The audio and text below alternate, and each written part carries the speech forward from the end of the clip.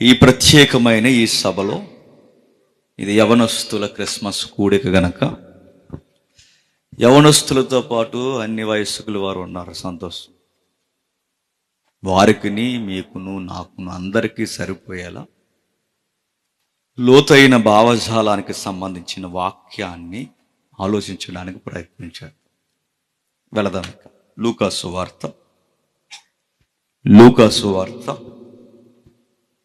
మొదటి అధ్యాయం. లూకాసు వార్త మొదటి అధ్యాయం 76వ వచనం. లూకాసు వార్త మొదటి అధ్యాయం 76వ వచనం.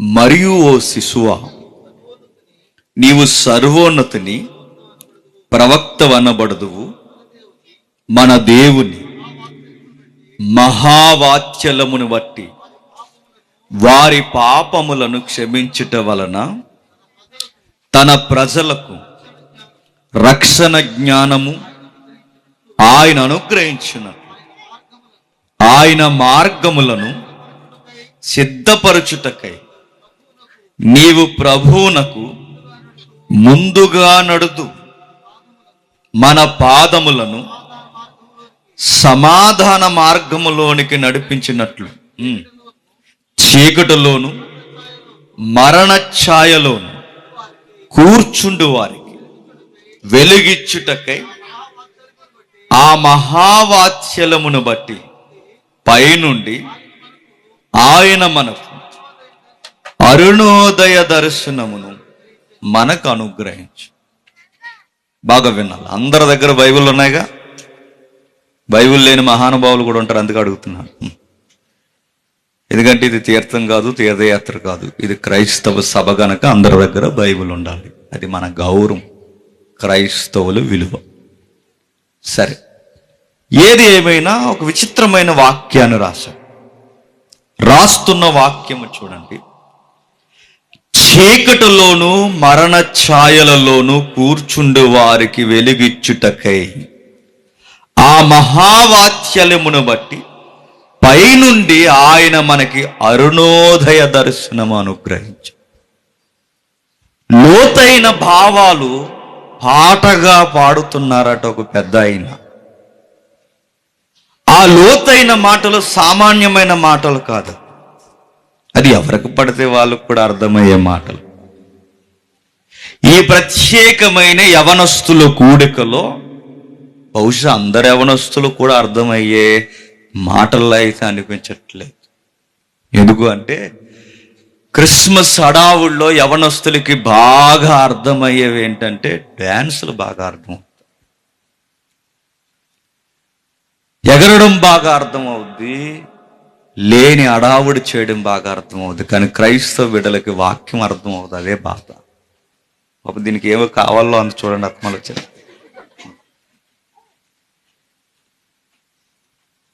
ఈ విచిత్రమైన వాక్యాలు మనం కదివితే నిజంగా కన్నీళ్ళు వస్తాయండి. ఎంత కన్నీళ్ళు వస్తాయంటే మరణ ఛాయల్లో ఉండిపోయారట కొందరు. క్రిస్మస్ అనగానే ఎవరికంటే మరణ ఛాయల్లో ఉండిపోయిన వారికి క్రిస్మస్.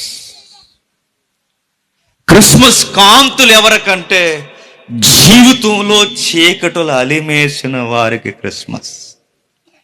ఎవరికి క్రిస్మస్ అంటే బలిసిన వాడికి కాదు క్రిస్మస్, అభాగ్యులకు క్రిస్మస్.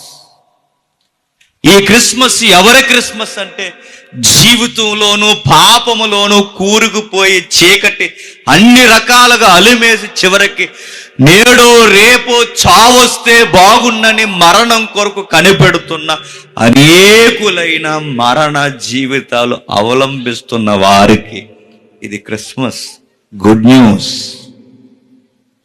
ఆ వెలుగుని బాగా వినాలి. ఆ వెలుగును చీకటిలో ఉన్న వారిని చీకటి నుండి బయటికి తీసుకురావడానికి అరుణోదయపు దర్శనం. అరుణోదయం అంటే పెద్ద ఆయన పేతురు అంటాడు ఏకువ చుక్క అంటాడు. ఏకువ చుక్క అంటే ఎవరు? ప్రభు అయిన యేసుక్రీస్తు వారు. ఇంతకీ ఎవరు చెప్తున్నారు ఈ మాట అంటే ఒక యవనస్తుని తండ్రి చెబుతున్నాడు. ఆయన పేరు జకరయ్య. ఎవరు? జకరయ్య. ఎవరు? జకరయ్య. బాప్టిజం ఇచ్చి యోహాను తండ్రి జకరయ్య. ఆ బాప్టిజం ఇచ్చి యోహాను తన కొడుకును గూర్చి మురిసిపోతూ పాడుతున్నాడు, ఓ శిశువా, నువ్వు సర్వోన్నతిని ప్రవక్త అనబడదు. ఓ శిశువా, నువ్వు సర్వోన్నతిని ప్రవక్త అనబడదు. అంటే ఈ శిశువు ఎవరంటే బాప్టిజం ఇచ్చి యోహాను తన కొడుకును గూర్చి ఎలా పులకించిపోతున్నాడంటే, నువ్వు దేవుని ప్రవక్తవి, నువ్వు రాబోతున్న ఆ క్రిస్మస్ తారకు ముందస్తు పైలట్వి, నువ్వు ముందస్తు వార్తాహరుడివి. నువ్వు పుట్టింది దేనికంటే క్రిస్మస్ను చేయడానికి. ఎలా క్రిస్మస్ చేయడానికి? ఆయనను గూర్చి ఊరు వాడ కేకేసి ప్రకటించడానికి. ఆ రోజు బాప్టిజం ఇచ్చి యోహాను అనే యవనస్తుడు చేస్తున్న ఆ యవనస్తుని క్రిస్మస్ ఏంటో తెలుసా? నువ్వు దేనికి పుడుతున్నావంటే ఆ బాప్టిజం ఇచ్చి యోహాను అంటాడు, నా వెనక రాబోతున్న క్రిస్మస్ తారను గూర్చి ఎలుగెత్తి అరవడానికి పుడుతున్నానన్నాడు. ఈరోజు క్రిస్మస్ యువకులు నేను అడుగుతున్నా, పొట్ట చించితే ఈరోజు ప్రభు అయిన యేసుక్రీస్తు అని గూర్చి 4 ముక్కలు మనం చెప్పగలమా?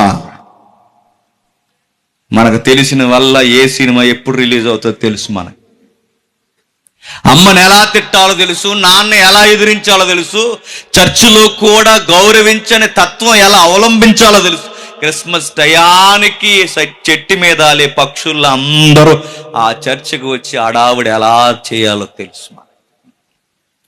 యవనస్తులు క్రిస్మస్ ఎలా చేయాలంటే బాప్టిజం ఇచ్చి యోహాను చెబుతున్నాడు, ఎలుగెత్తి అరిచాడట, ఓ యవనస్తుడా, ఓ శిశువా, నువ్వు ఎవరు గూర్చి అరుస్తావంటే ఈ దిక్కుమాలిన హీరోల గూర్చి కాదు, ఈ పనికి మాలిన ఆ రంపు రాజకీయ నాయకుల దగ్గర కార్యకర్తలుగా వ్యవహరించడానికి కాదు, జెండాలు పట్టుకుని తిరగడానికి కాదు, మీ జీవితాలు ఎవరో పనికి మాలిన రాజకీయ నాయకుల కొరకు మీరు బట్టలు చింపుకుని మీద కిరోసును పెట్రోల్ పోసుకోవడానికి కాదు. నీ కేక నీ క్రిస్మస్ దేవుని గూర్చి అయ్యాలట. నీ అరుపులు క్రిస్మస్ దేవుని గురించి, నీ సత్తువ క్రిస్మస్ దేవుని గురించి, నీ యవన బలం క్రిస్మస్ దేవుని గురించి. బాప్టిజం ఇచ్చి యోహాను కండలు తిరిగిన క్రీడాకారులా కనబడుతున్న ఈ క్రీడాకారుని చూస్తుంటే ఈ యొక్క సొగసు, ఈ బలము, ఈ ఓర్పు, ఈ తత్వం ఎవరు గూర్చయ్యా అంటే నా వెనకొస్తున్న ప్రభువును గూర్చి అంటాడట. ఈరోజు నేను అడుగుతున్నాను, యవనస్తులైన మిమ్మల్ని అందరినీ నేను సవాల్ చేస్తున్నాను, మన పరుగులు, మన పిలుపులు దేని కొరకు పరిగెడుతున్నాను చెప్పండి. ఏంట్రా ఈ మధ్య చిక్కిపోతున్నావు ఏంట్రా అంటే, నా ఎంక చూస్తా లేదన్నాడు. దానికి చిక్కిపోయారా? నువ్వు ఎందుకు చిక్కిపోతున్నావురంటే సువార్తలో తిరిగి చిక్కిపోతున్నానన్న వారిని చెప్పండి. దేవుని పనిలో, సంఘ కార్యక్రమాల్లో సేవకునితో రేయింబగళ్ళు ఆ ప్రభువును గూర్చి కష్టపడుతూ నా ఆకారం ఇలా తయారైందన్నవారు చెప్పండి.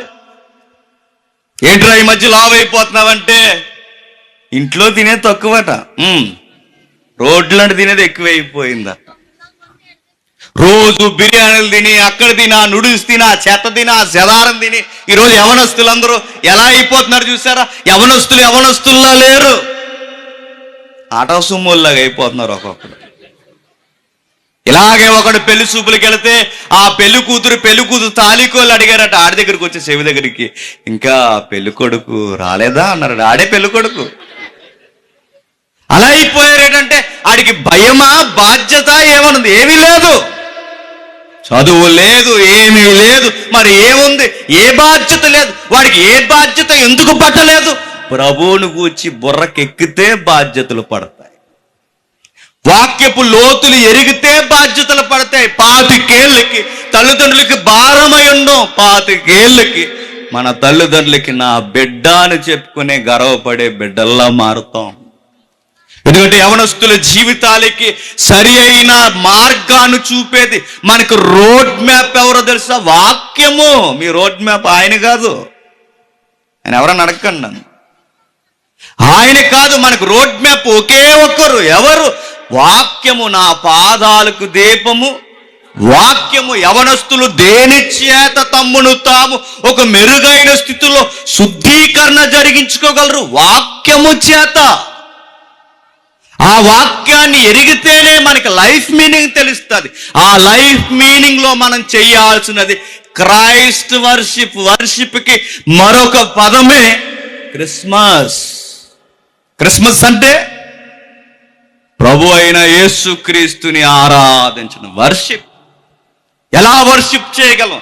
నీ టాలెంట్, నీ చదువు, నీది ఏదైనా, ఏ డిగ్నిటీ ఈ సొసైటీలో నీకు ఏదున్నా, నువ్వు క్రైస్తవ బిడ్డగా దేనికోసమయ్యా అంటే నా వెనకున్న ప్రభువును ప్రకటించడానికి. అలా అన్నాడట బాప్టిజం ఇచ్చి.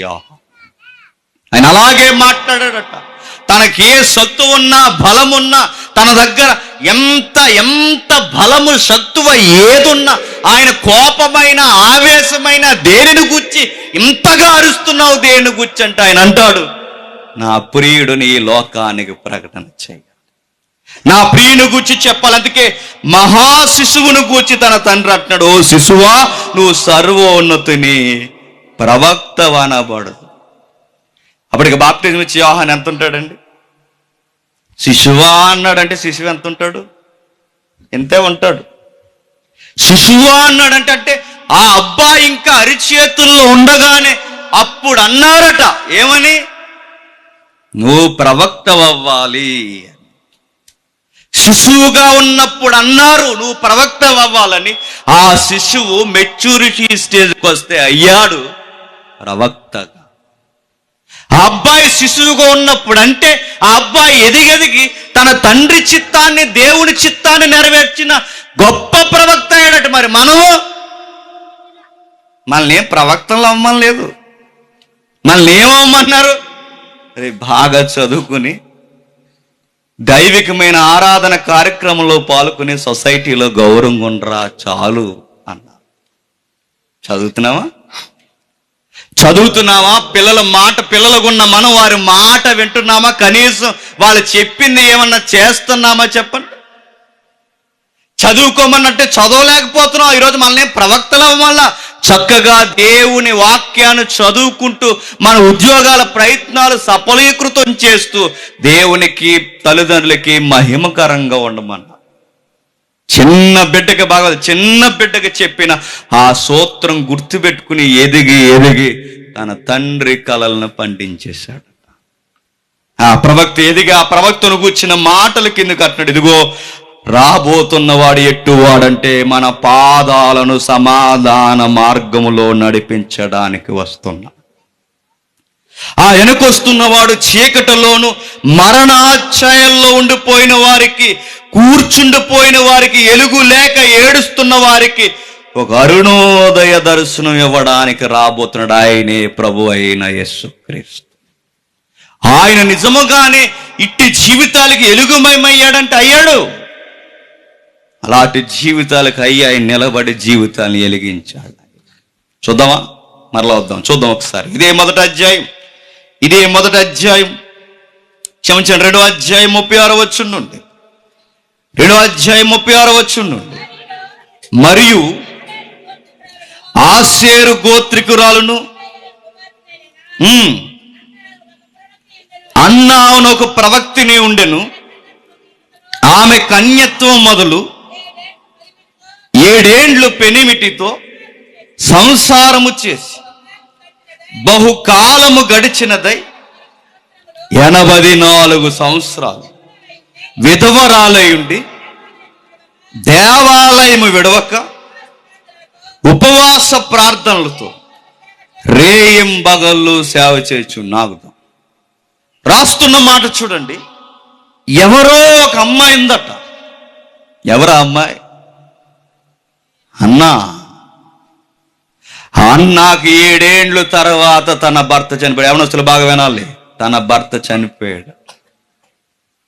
ఆ 7 ఏండ్లు సైలెంట్ కొంచెం. ఆ 7 ఏండ్లు తర్వాత సరిగ్గా ఆమె వయసు నంచినే ఇశ్రాయేలీలకి 17 ఏళ్ళు 18 ఏళ్ళకి పెళ్లి చేస్తారండి. పెళ్ళి అంటే నిశ్చితార్థం జరుగుతుంది, ఆ తర్వాత పెళ్ళి అయిపోద్ది. వాళ్ళు 17 ఏళ్ళు ఆడపిల్ల అంటే టీనేజ్ అమ్మాయి. టీనేజ్లోనే వాళ్ళకి మ్యారేజ్ అవుద్ది. టీనేజ్లోనే వారికి వివాహ కార్యక్రమాలు ఏవైతే ముందు జరగాలో ఆ ఎంగేజ్మెంట్ కార్యక్రమాలన్నీ రెడీ అవుతుంటాయి. 17-18 ఏళ్ళకి వాళ్ళకి పెళ్ళి అయితే వాళ్ళ భర్త ఎన్ని సంవత్సరాలు చచ్చిపోయాడట? మరణ ఛాయలో ఉన్న వారికి వెలుగు అంటే ఏంటో తెలియాలంటే ఈమె జీవితం మనం తెలియాలి.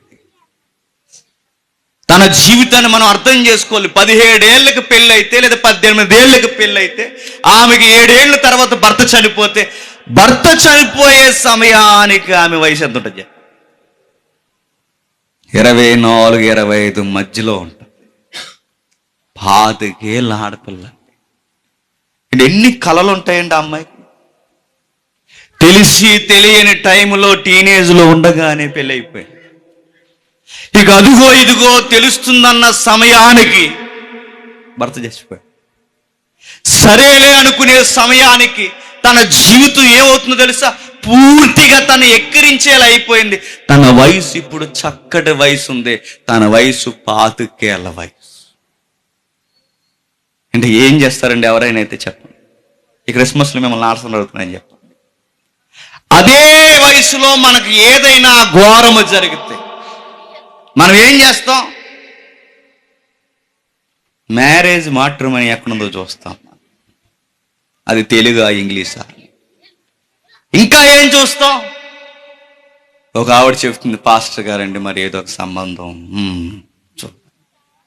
కొంతమంది గౌరవ పదంకి వెళ్తారు. మరికొంతమంది ఉంటారు ఇంకా పాస్టర్ గారు లేరు, పెద్దలు లేరు. చెప్పండి, వాళ్ళే ఒక జెండా వేస్తారు ఎక్కడో దిక్కున. ఆ తర్వాత తెలిసిన తర్వాత అడుగుతారు. అరే అడిగిన తర్వాత ఈ లోకం ఒక సింపతి డైలాగ్ చెబుతుంది. ఏయ్ ఏరన్నా నైట్ డ్యూటీ చేస్తారు నాతోని, మరే దిగరా అబ్బాయి, నాకు ఒక బలహీనత, డిస్టర్బెన్స్ ఉంటే చెప్పలే, అదొక రోగం అన్నమాట. కొంచెం కుదిరి కూర్చోబెట్టండి, లేదా గిఫ్ట్లు లేవని చెప్పండి. కూర్చోరా రాయ్.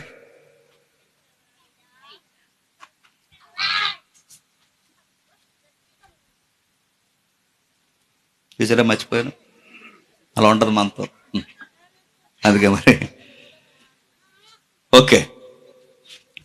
18 ఏళ్ళ అమ్మాయికి భర్త చనిపోతే 25 ఏళ్ళు.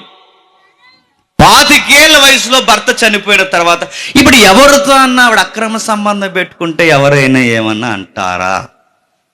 అంటారు. లాజికల్గా ఆలోచన. అంటారా? అనరు. ఈ లోకం వెళ్ళటం చెప్పిన పాపాన్ని కూడా సింపతిగా అంటారు. పోన్లేండి చెప్పండి, మరి ఎవరో కొన్ని చూసుకుని మరి ఇంకేమంటామండి ఇంకా అంట. ఈ లోకం ఎలాంటి తెలుసా? పాపాన్ని కూడా సింపతితో చెప్పడంలో నెంబర్ 1 ఈ లోకం. పోన్లేండి, మరి ఎవరెవరిని చూసింది ఏమంటాం? తనకు అవకాశం. మరొక మాట చెప్పిన, ఒకవేళ ఆమె వేరొకరిని వివాహం చేసుకునే తప్పులేదు, ఎందుకంటే ధర్మశాస్త్రం కూడా ఏమనదు. ఆమె వివాహం చేసుకునే తప్పు లేదు, వేరొకరితో సంబంధం పెట్టుకుని ఈ లోకం దృష్టిలో తప్పు లేదు. అసలు ఎవరు ఏమనరు. ఇన్ని అవకాశాలున్నా ఆ అమ్మాయి తప్పుడు పని చేయనందు. ఏనడిగితే ఆమె గుండెల్లో ఉన్న లోతైన మాటలేంటి తెలుసా? ఒకే ఒక్కటి. ఇక అయిపోయిన ఆ జ్ఞాపకాలు మరలా ఇంకొక కొత్తలతో నాకు పరిచయాలు వద్దు. ఎవరైతే 7 ఏండ్లు నాతో కాపురం చేశారు, ఎవరైతే 7 ఏండ్లు నాతో జీవనం గడిపాడో, ఎవరైతే నాతో జీవితాన్ని పంచుకుంటాడని కలలు కన్నానో, ఇంకా జ్ఞాపకాలు చాలు. ఆ జ్ఞాపకాలు మరలా ఇంకొక వ్యక్తితో నేను చేయలేను. చాలా మందికి చెప్పు దెబ్బలాంటి మాట అని చెప్పనా, కంగారుగా చేసుకుంటున్నాం పెళ్ళిళ్ళు. మా కంగారు, అలా కంగారుగా పెళ్ళిళ్ళు, అడావుడి పెళ్ళిళ్ళు అయిపోయిన తర్వాత అడావుడికి ఎంత కంగారుగా చేసేసుకుంటున్నారో. చేసేసుకున్న వెంటనే ఇంకా మా ఆవిడాకులు కూడా వెంటనే అన్నారు, పెట్టండి ఎడాకులకి, వెంటనే ఆలోచన చేయకుండా అన్నారు. తెలిసిపోయింది ఎలా అంటుందో, తెలిసిపోయాడు ఎలా అంటాడు అన్నారు. అదే ఎందుకు అంత కంగారుగా అంటే, తెలిసిపోయింది పెళ్లికి ముందు అందరూ అనుకుంటారట. బాగా వినండి, నాకు అర్థమైపోయింది, నేను నీకోసమే పుట్టాను అనుకుంటా, నువ్వు నా కోసమే పుట్టావు, నీ ఇంత డైలాగుల మధ్య చేసుకుంటారు. చేసుకున్న వెంటనే 3 నెలలకే ముక్కలు అవుతున్నాయి. మామిడాకులు కట్టిన ఆకులు ఇంకా ఆరకుండానే ఎడాకులకు రెడీ అవుతుంది. సొసైటీ ఎలా ఉందో చెప్పనా? సొక్కా మార్చినంత ఈజీగా జీవిత భాగస్వామిని మార్చేస్తున్నాం. స్నానం చేసిన వచ్చేంత ఈజీగా జీవిత భాగస్వామిని మార్చేస్తున్నాం. ఈరోజు సొసైటీలో ఎవడెన్ని పెళ్ళిళ్ళు చేసుకుంటా అంత గొప్ప, ఎవడెన్ని పెళ్ళిళ్ళు చేసుకుంటే అంత గొప్ప. ఈయనకు నలుగురు అంటండి, మా హీరో గారు అంటే ఆ మాత్రం. మరి హీరోలకు నలుగురు ఐదుగురు ఏమంటాం మరి? ఆ మాత్రం ఉండాలి అంటున్నారు. మా హీరో గారికి ఆ మాత్రం ఉండాలి అంటున్నారు. ఈరోజు ఎంతమందిని చేసుకుంటే అన్ని, ఎంతమంది ఎన్ని చెడిపోతే అన్ని. ఈరోజు ఈ సొసైటీలో ఎంత మారిస్తే ఈరోజు హీరోయిన్ గారు మన హీరోయిన్లు ఏం చేస్తున్నారు? చిన్న చిన్న ఇగోలకు వదిలేస్తున్నారు, చిన్న చిన్న గొడవలకు వదిలేస్తున్నారు. రేపో మాపో చచ్చిపోయే టైంలో, రేపో మాపో ఇక వెళ్ళిపోయే టైంలో కూడా ఇప్పుడు వీళ్ళిద్దరూ మనవల్ని మనవరాళ్ళ వయసు ఎత్తుకునే టైంలో ఇప్పుడు వీళ్ళిద్దరు పెళ్లి చేసుకుంటారు. అబ్బా, ఈరోజు సొసైటీ ఎలా ఉందో తెలుసా? సొక్కా మార్చినంత ఈజీ, డ్రెస్ మార్చినంత ఈజీ, స్నానం చేసిన వచ్చినంత ఈజీ. ఈ క్రిస్మస్లో నీకు నాకు చెప్తున్న సవాల్ చేసే మాట, ఈ అమ్మాయి సొసైటీకి అందనంత లోతైన మనసున్న అమ్మాయి. ఎంత లోతైన మనసు తెలుసా? తల్లి, నువ్వు వేరొకరిని చేసుకోవచ్చుగా అంటే చేసుకోనంట, నువ్వు వేరొకరితో ఉండొచ్చుగా అంటే ఉండనంటారు, నువ్వు వేరే సంబంధం చేసుకోనంటది. ఏని అడిగితే ఆ భర్త జ్ఞాపకాలు చాలు, నేను చేసుకోపోవడానికి కారణం ఉంది, నా కొరకు ప్రియుడు రాబోతున్నాడు అన్నాడు. నా ప్రియుడు ఈ లోకానికి రాబోతున్నాడు. మరణ ఛాయల్లో ఎన్నో ఊహించుకున్నా, నా జీవితం ఆవిరైపోయింది. భర్తతో ఎలా ఉండాలనుకున్నాను, అలా ఉండాలనుకున్నాను, పిల్లల కనాలనుకున్నాను. జీవితంలో ఎన్నో కలలు కనే సమయానికి నా జీవితం, నా కలలన్నీ నాకు వ్యతిరేకమైపోయి నా భర్త చనిపోయాడు. అయినా నా జీవితం నన్ను ఎక్కిరిస్తున్న ఈ మరణపు ఊబిలో కూరుకుపోయిన నాకు వెలుగునివ్వడానికి నా క్రిస్మస్ దేవుడు రాబోతున్నాడు. ఆయనను గూర్చి విన్న నేను నా లైఫ్ అంతా ఆయన కొరకు ఎదురు చూస్తానంట. అది కదా క్రిస్మస్ అంటే. క్రిస్మస్ అంటే ఏంటో తెలుసా? మన లోతైన గాయాలని ప్రభువుకి చెప్పడం. క్రిస్మస్ అంటే మన లోతైన గాయాలకి ప్రభువు దగ్గర సమాధానం వెతకడం. క్రిస్మస్ అంటే మన జీవితంలో అనేకమైన మరణపు లోయలకు ప్రభు అయిన యేసుక్రీస్తు వారి చేత సమాధానం పొందుకో. తన జీవితంలో ఉన్న ఉన్నతమైన మాట మరలా చదువుతాం 36వ వచనంలో. మరియు ఆషేరు గోత్రికురాలను పనియేలు కుమార్తె. ఎవరట? పనియేలు కుమార్తె. పనియేలు కుమార్తె ఎవరామె? పనియేలు కుమార్తె. మరలా అడుగుతున్నాను, పనియేలు, ఫెనియేలు ఇవన్నీ ఒకే పర్యాయ పదాలు. ఎవరైతే ఈ పనియేలు, పనియేలు అనే పేరుకి అర్థం ఏంటి చెప్పండి? తెలియదు మనకి. ఆ సినిమాలో ఏ హీరోయిన్ యాక్ట్ చేసింది అడగండి, చెప్పేస్తామ్మా. నేను అడుగుతున్నాను, పనియేలంటే తన తండ్రికి ఉన్న పేరుకు తగ్గ బతుకు తన జీవితంలో ఉందట. పనియేలంటే అర్థం ఏంటో తెలుసా? దేవుని సముఖం. ఏంటి? దేవుని సముఖం. దేవుని సముఖం. దేవుని సముఖం అంటే తన తండ్రి పేరు దేవుని సముఖం. దేవుని సముఖం అంటే మందిరం. దేవుని మందిరం. దేవుని మందిరం అంటే మందిరము, సముఖము, దేవుని సన్నిధి. దేవుని సన్నిధి అనే పేరు వాళ్ళ నాన్న పేరు. వాళ్ళ నాన్న పేరుకు తగ్గ కూతురు ఈ అన్న. ఎలా అంటే నీ లైఫ్లో ఏమీ లేకపోయినా, నీ జీవితంలో ప్రియులు దూరం అయిపోయి, నీ జీవితంలో లోతైన గాయాలు తగిలితే, నీ జీవితంలో ఈ భయంకరమైన ఈ బాధలు వెనక నువ్వెక్కడ ఎంచుకుంటున్నావమ్మా మిగిలిన జీవితాన్ని బతకడానికంటే 84 సంవత్సరాలు దేవుని సముఖంలో ఉండిపోయిందట. ఎక్కడ ఉండిపోయింది? దేవుని సముఖంలో. అంటే ఈ 80 ఏళ్ళు దగ్గర పడుతున్న ఈమె వయసు, ఇన్నేళ్ళు నీ లైఫ్కి ఉపశమనం ఎక్కడుందంటే దేవుని సముఖంలో. తన తండ్రి పేరేంటి? దేవుని సముఖం. ఇప్పుడు ఆ పేరుకు తగ్గ కూతురు ఎవరు? అన్నా. తల్లిదండ్రులు తగ్గ కూతుర్లు, తల్లిదండ్రులు తగ్గ కొడుకులు, తల్లిదండ్రులకు తగిన కొడుకులు, కూతుర్లు బైబిల్లో కనబడుతున్నారు. మనము ఎవడండి ఎలా తిరుగుతున్నాడంటే ఆడ అబ్రహాం గారు అబ్బాయి అట. అబ్రహాం గారు అబ్బాయి అలా గాలి తిరుగుతుంటాడు ఈ ఏడాది. ఎవరండి ఈవిడ ఎలా గాలి మాటలు మాట్లాడుకుంటూ తిరుగుతుంది ఈ అమ్మాయి? మగపిల్లలు బండెక్కి దిగుతుంది సెంటర్ చివరిలో. ఎవరండి ఈ అమ్మాయి అంటే శారమ్మ గారు కూతురు. ఆవిడ ఎవరు అనుకుంటున్నావు? శారమ్మ కూతుర్లు ఈ తరంలో ఎలా తిరుగుతున్నారు? అబ్రహాం కొడుకులు ఎలా తిరుగుతున్నారు? ఆ రోజు వాళ్ళ బైబిల్లో ఉన్న ఆ తల్లిదండ్రుల కుమారులు చూడండి, వారు కూతుర్లు చూడండి, పేరుకు తగ్గ కూతురు. ఈరోజు మన పేర్లు ఒకటి, మన బతుకులో. ఈరోజు మీరు చూడండి, కావాలంటే అడగండి, ఎవడండి వీడు ఇలా బ్యాంది తాగేస్తున్నారు అంటాడు. ఎవరనుకుంటున్నారు? అబ్రహాం గారు వాళ్ళు తాగేస్తారు. ఆయన ఈ తరం అబ్రహాం బ్యాంది తాగేస్తాడు ఏటో మరి.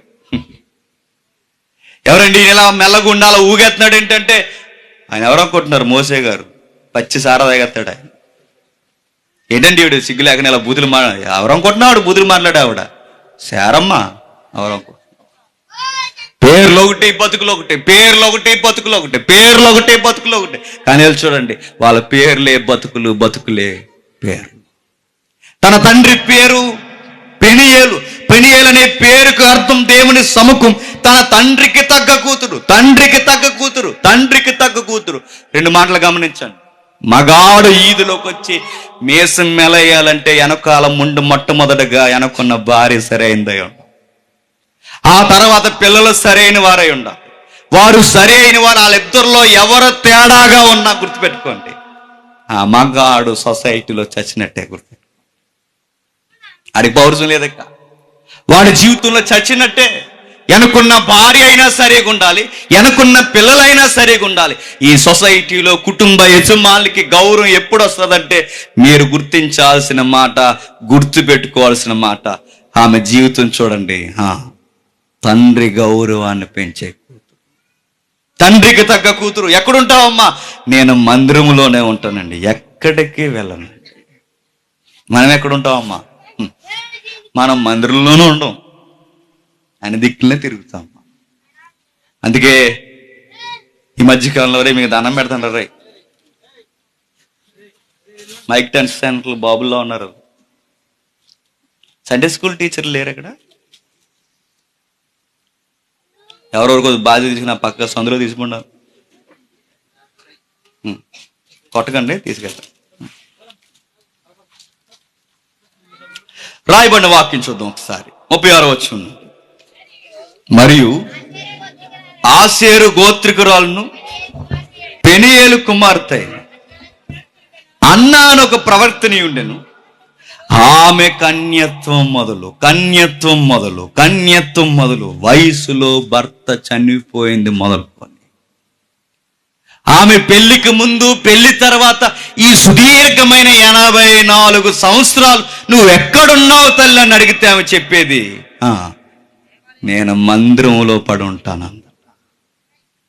తన జీవితం ఒక సవాల్ చేస్తాడు. మందిరానికి పోతాను అంటే నీ జీవితంలో మరొక ఉపశమనం, నీ బాధలకు మరో ఉపశమనం మరొక తోడు కదంటే, నా తోడు ఇక మనుషులు కాదా, ఉన్న జ్ఞాపకాలు చాలు. నా తోడు ఈ రోజు నుంచి మందిరం. అంతే, మందిరానికి విలువనిచ్చిందండి. బాధ ఉన్నా, కన్నీళ్ళున్నా, ఇబ్బందులున్నా, సమస్య ఉన్నా, నీకు ఏముందమ్మా అని అడిగితే నాకు లోకల్ చర్చ్ ఉందంటదట. నాకు స్థానిక మందిరం ఉంది, ఆ స్థానిక మందిరంలో ఉంటా.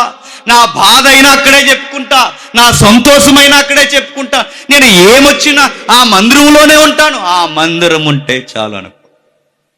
ఈ మందిరం ఎవరెవరు కావాలనుకున్నారో తెలుసా? ఈ మందిరాన్ని ఎవరెవరు కోరుకున్నారో తెలుసా? పోలీసులు కోరుకున్నారండి. ఆ మందిరంలో ఉంటే చాలు అనుకున్నారు. పోలీసులు అనుకున్నారట. క్రీస్తు పూర్వం పోలీసులందరూ సైనికులు అనుకున్నారట. అయ్యా, ఈ దేవాలయంలో ఉండిపోతే చాలు, మా లైఫ్ ధన్యమైపోయింది. పోలీసులా? ఎక్కడ పోలీసులు? బైబిల్లో పోలీసులే. అదేంటి వాళ్ళు అలా కోరుకోవడం ఏంటంటే దానికి ఒక సిస్టమ్ ఉంది. మీకు చరిత్ర తెలిస్తే ప్రపంచాన్ని జ్ఞానంతో గడగడలాడించిన కింగ్ ఉన్నాడు బైబిల్లో. ఎవరైనా? సొలొమోనుకు ఒక తండ్రి ఉన్నాడు. ఎవరైనా? దావీదు గారు ఒక నోటిఫికేషన్ ఇచ్చాడు ఒక రోజు. నా మాటలు బాగా వినాలి. దాన్ని ఉద్యోగ మేళ అంట. ఏ మేళ? జగన్ గారు ఎలా అయితే కొన్ని పోస్టులు తీశారో దానికన్నా పవర్ఫుల్ పోస్టులు దావీదు గారు తీశారు ఆ రోజు. ఇదంతా దినవృత్తాంతాల్లో ఉంటుంది. ఎప్పుడైతే ఆయన ఉద్యోగ మేళ ప్రకటించిన తర్వాత ఆ ఉద్యోగ మేళకి కొన్ని నోటిఫికేషన్లు వేరే సెక్టార్లుగా వేరు చేశాడు ఆయన. ఎందుకు అంటే సొలొమోను బంగారు దేవాలయాన్ని కట్టించబోతున్నాడు. బంగారు దేవాలయాన్ని కట్టించాలంటే ఇప్పుడు దేవాలయంలో రన్ చేయాలంటే పూజారులు ఉండాలిగా, పాస్టర్లకు ప్రత్యేకించి నోటిఫికేషన్ తీశాడు. ఎవరు? దావీదు గారే. ఇవన్నీ ఆ దినవృత్తాంతాలు 20 నుంచి 24, 25 అధ్యాయాలు నడుస్తుంది కదా, ఇంటికి వెళ్ళినారు చదవాలి.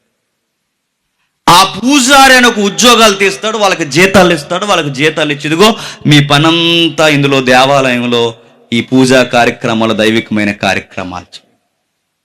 ఆ తర్వాత మరి దేవాలయంలో వర్షిప్ చేయడానికి కూడా కొంతమంది కావాలిగా. ఎవరు వాళ్ళు? ఐడియా సింగర్సా? ఎవరు?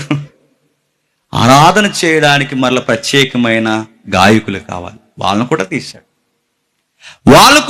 అది కూడా ఉద్యోగమే. ఇప్పుడు పాటలు పాడడానికి కూడా వాళ్ళకి జీతాలు ఉన్నాయి, దేవుని మధ్య పని చేయడానికి కూడా జీతాలు ఉన్నాయి. ఇప్పుడు అంతా బాగుంది. సువార్థికులు ఉన్నారు, సేవకులు ఉన్నారు, అలాగే గాయకులు ఉన్నారు. ఇప్పుడు దేవాలయాన్ని కాపలా కాయడానికి పోలీసులు కాదు. ఎందుకు దేవాలయానికి పోలీసులు ఏంటని అనుకుంటున్నారేమో, అది మామూలు దేవాలయం కాదు, స్వర్ణ దేవాలయం. స్వర్ణం అంటే బంగారు దేవాలయం. ఇప్పుడు బంగారు దేవాలయానికి పోలీసులు ఉండాలి. ఎందుకు? అది బంగారం. అది బంగారం కాకపోతే ఏం చేస్తారు? అలా స్తంభానికి దండం పెట్టి టకాలమని ఒక ముక్కు కొట్టి జేబులు ఎట్టి మానకుండా వారం చర్చకొచ్చేస్తారు అక్కడికి. ఏంటంటే అలా దేవాలయంలో పట్టుకెళ్ళిపోతారు. అనుకో పట్టుకెళ్ళిపోతారు. ఎందుకు చెప్పినా, కొత్త చెప్పులు అట్టిపోతున్నారు చర్చికి వచ్చేది. చెప్పులే అట్టిపోతున్నారంటే బంగారం వండుతారా? చెప్పులే పట్టుకుపోతే వండెవరు? అందుకే దావీదు దైవజ్ఞానం ఎరిగిన వాడు కనుకే ఈ దేవాలయానికి స్థానికులు కన్ను పడకపోయినా పొరుగు రాజుల కన్నైనా పడే ప్రమాదం ఉందని కొన్ని సైనిక బృందాలని రెడీ చేశాం. ఇదిగో మీ పని ఏంటంటే దేవాలయాన్ని కాపలా కాయండి. చెకింగ్ డిపార్ట్మెంట్ వేరు చేశాడు. వచ్చే పోయే వాళ్ళని చెక్ చేస్తున్నారు. వీళ్ళు డ్యూటీలు చేస్తూ ఉండగా వీళ్ళకి షిఫ్ట్ డ్యూటీలు ఉండేవి. ఇదంతా పాత నిబంధనలు ఉంటుందండి. ఈ షిఫ్ట్ డ్యూటీలు చేసిన తర్వాత వీళ్ళు డ్యూటీ దిగక ఇంటికి వెళ్ళాలిగా. వీళ్ళకి ఇంటికి వెళ్ళాలనిపించేది కదండి. మరి ఎక్కడ ఉండాలనిపిస్తుందంటే వాళ్ళు అంటారు, మాకు ఇంటికి వెళ్ళాలని లేదు సార్, మా జీవితం అలా దేవాలయంలో ఉండిపోతే చాలని ఇంటికి వెళ్ళిన తర్వాత ఆ పరిసర ప్రాంతాల్లో పులకించిపోతూ దేవాలయం చుట్టూ తిరుగుతూ పాటలు రాసుకున్నారు. ఏం రాశారు? పాటలు రాశారు. ఆ పాటలు బైబిల్ కీర్తనలో పెట్టారు. ఆ కీర్తనలకు రాస్తున్నప్పుడు పైన ఈ పాట ఎవరు రాసారో కూడా అక్కడ అడ్రస్ రాశారు. చూడండి, చూద్దాం ఒకసారి. 84వ కీర్తన మొదటి వచనం. సైన్యములకు అధిపతియగు యెహోవా. పైన చిన్న అక్షరాలు ఉన్నాయి చూడండి. ప్రధాన గాయకునికి కోరాహు కుమారులు. ఎవరు? కోరాహు కుమారులు అంటే ఎవరు? మోసే గారు బాబాయ్ గారు అబ్బాయి తెలుసా? ఆయనే కోరాహు. వారెవరైతే ఉన్నారో వాళ్ళ తాలూకా కోరాకు చనిపోయిన తర్వాత ఆ కొడుకులు వారొక జనాభా అయితే ఆ జనాభాకి దావీదు ఇచ్చిన గొప్ప ఉద్యోగం ఏంటంటే మీరందరూ దేవాలయంలో పోలీసులుగా పనిచేయండి అన్నాడు. అది కోరాహు సంతానం అంటారు. కోరాహు సంతానంలో ప్రత్యేకమైన సైనికులు ఉండేవారు. ఆ సైనికులందరూ దేవాలయంలో డ్యూటీలు చేసేవారు. ఆ డ్యూటీలు చేస్తున్న వారు దేవుని దేవాలయాన్ని గురించి పులకించిపోయి పాటలు రాసుకున్నారు. మాకు ఇంటి దగ్గర కన్నా చెప్పండి, మాకు దేవాలయంలోనే ఉండాలనిపిస్తుందని వారి దేవాలయాన్ని పట్టుకుని ఉండేవారు. అందుకే వారు రాస్తున్న పాటలు ఆ 4 వచనాలు చూడండి. సైన్యములకు అధిపతియగు ఎంత రమ్యములు యెహోవా మందిర ఆవరణములను నా ప్రాణము ఎంతో ఆశపడుచున్నది. జీవము గల దేవుణ్ణి దర్శించుటకు నా హృదయము నా శరీరమును